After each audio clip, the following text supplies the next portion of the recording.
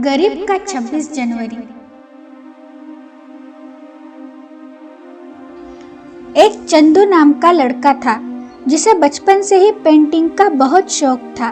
वो बहुत अच्छी और सुंदर सुंदर पेंटिंग्स बनाता था, लेकिन चंदू बहुत गरीब परिवार से था।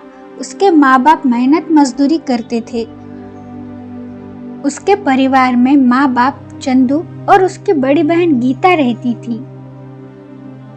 कुछ दिनों बाद 26 जनवरी आने वाला था और स्कूल में गणतंत्र दिन की स्पर्धाएं चल रही थी। 25 जनवरी को स्कूल में बच्चों का ड्राइंग कंपटीशन था। चंदू को ड्राइंग करना बहुत पसंद था, इसलिए उसने ड्राइंग कंपटीशन में हिस्सा लिया, जिसकी प्रैक्टिस करना चंदू ने शुरू कर दिया था। लेकिन उसके लिए उसे और कलर्स की जरूरत थी जो कि उसके पास नहीं थे। चंदू को और उसकी बहन गीता को 26 जनवरी के दिन स्कूल में पहनने के लिए नए कपड़े चाहिए थे, क्योंकि उनके पास एक भी नया ड्रेस नहीं था। जो भी कपड़े थे वो बहुत पुराने हो गए थे और चंदू का स्कूल यूनिफॉर्म भी थोड़ा सा फट गया था। इसलिए चंदू और गीता अपने पिताजी के पास जाकर बोलते हैं, पिताजी हमें 26 जनवरी के दिन स्कूल में पहनने के लिए नए कपड़े चाहिए। और चंदू बोलता है, पिताजी मुझे अपने ड्राइंग कंपटीशन के लिए कलर्स भी चाहिए। इस तरह से दोनों भाई बहन ने अपनी जरूरतें अपने पिताजी को बता दी, लेकिन उनके पिताजी के पास इतने पैसे नहीं थे कि वो उन दोनों को नए कपड़े खरीद कर दे सके और चंदू को कलर्स दे सके। हर रोज मेहनत मजदूरी करके और घर का खर्चा चला के जो बचता था, उसकी पाई पाई जोड़ के उनके पास इतने ही पैसे थे कि वो मुश्किल से किसी एक को ही कपड़े खरीद कर दे सकते थे। इसलिए वो माँ बाप सोच में पड़ गए कि अब क्या करें। अगर चंदू को कपड़े नहीं मिले तो वो नाराज हो जाएगा और गीता को कपड़े नहीं मिले तो उसे बुरा लगेगा। लेकिन वो दिल से चाहते थे कि अपने दोनों बच्चों को कपड़े दिला सके और दोनों की जरूरतें पूरी कर सके, लेकिन गरीबी के कारण वो ये कर नहीं सकते थे। इसीलिए वो माँ बाप परेशान हो गए।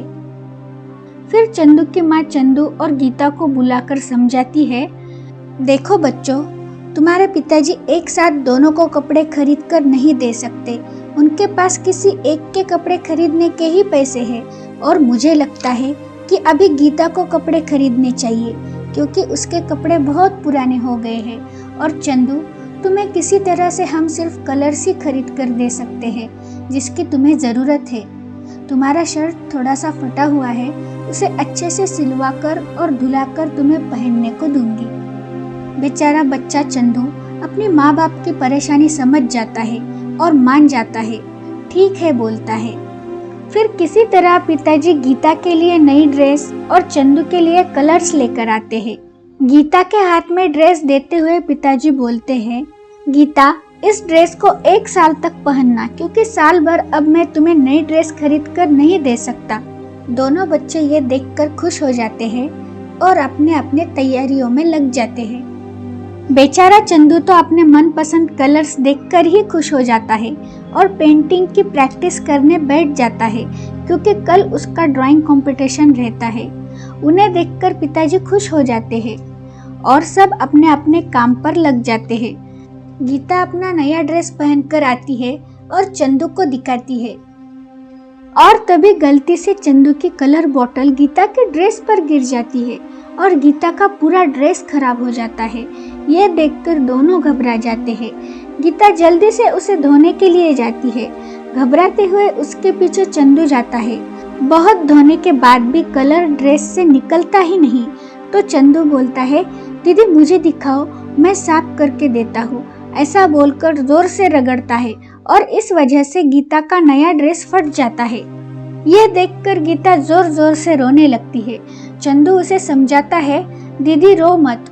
गीता बोलती है, इतनी मुश्किल से नई ड्रेस मिली है और ये भी फट गई। अब मैं 26 जनवरी के दिन स्कूल कैसे जाऊंगी? मेरे पास कोई ड्रेस नहीं है। ऐसा बोलकर रोते रोते माँ और पिताजी को बताने के लिए जा रही होती है। चंदू घबराकर बोलता है, दीदी पिताजी को मत बताना, अगर पिताजी को बताया तो हमें बहुत डांट पड़ेगी और तुम्हें दूसरी ड्रेस भी नहीं मिलेगी। और मेरी तो पिटाई ही होगी। चंदू की बात सुनकर गीता पिताजी के पास नहीं जाती और अपने भाई को सजा मिलेगी इस वजह से वो चुप रहती है और पिताजी को कुछ नहीं बताती और चंदू से कहती है, ठीक है चंदू, तू कहता है तो मैं पिताजी को नहीं बताऊंगी कि मेरी नई ड्रेस फट गई है। फिर चंदू बोलता है, हाँ दीदी, लेकिन अब हम क्या करें? तुम्हारे पास 26 जनवरी के दिन पहनने के लिए नई ड्रेस नहीं है। तो गीता बोलती है, जाने दो चंदू, तो क्या हुआ अगर मैं 26 जनवरी के दिन नई ड्रेस पहनकर नहीं गई? तू तो अपने ड्राइंग कंपटीशन में हिस्सा ले सकता है ना, जा तू अपनी ड्राइंग की प्रैक्टिस कर। ऐसा बोलकर वहाँ से चली जाती है। लेकिन चंदू को अपनी बहन को दुखी देखकर बहुत बुरा लगता है और वो भी निराश हो जाता है। दूसरे ही दिन मुन्ना की ड्राइंग कंपटीशन होती है और वो कंपटीशन में ड्राइंग करता है। सारे बच्चों में सबसे अच्छी और सबसे सुंदर चंदू की ड्राइंग होती है। ड्राइंग कंपटीशन में चंदू का स्कूल में पहला नंबर आता है। मास्टर जी पूरे स्कूल के सामने चंदू का नाम घोषित करते हैं और बख्शिश लेने के लिए उसे मंच पर बुलाते हैं। चंदू का पहला नंबर आता है तो चंदू बहुत खुश हो जाता है और बख्शिश लेने के लिए मंच पर जाता है। बख्शिश में उसे बहुत अच्छी नई ड्रेस मिलती है। ड्रेस देखते ही चंदू निराश हो जाता है। वो खुश नहीं दिखता और कुछ सोचने लगता है।